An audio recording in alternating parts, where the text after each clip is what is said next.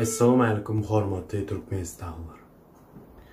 Ne bilişimiz ýaly hakykatdan hem 2020 ýyl we 2021 ýylyň başynda Türkmen halky demokratiýa ymtylyşy gün-günden güýçlenýär.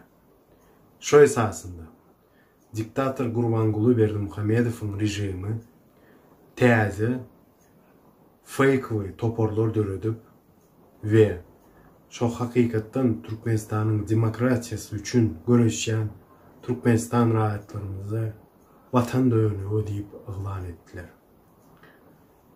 Şol şahsiýetleriň biri hem dowamly haýbat atýan we biz watan söýen raýatlara watan döwlegi diýip haýbat atýan şahsiýetiň biri hem Şadlyk Şyhypowdyr. Siz hakykatdan hem watan söýýän adamsyňyz. Vatanperver olsunuz ve bize Türkmenistan'ın baş kanunu konstitusiýa hak ve hukuklarımızı talep edenimiz için vatan döwlegi deyip ilan eden olsunuz.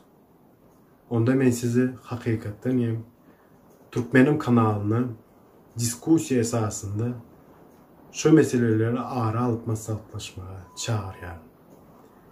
Siz bize dowamly haýbat atmaňyz bilen her birimizi paýyş sözler bilen aýtmaňyz bilen Türkmenistanyň Jenaýat Kodeksynyň 132-nji maddesyne layykly bize töhmet atýarmyz.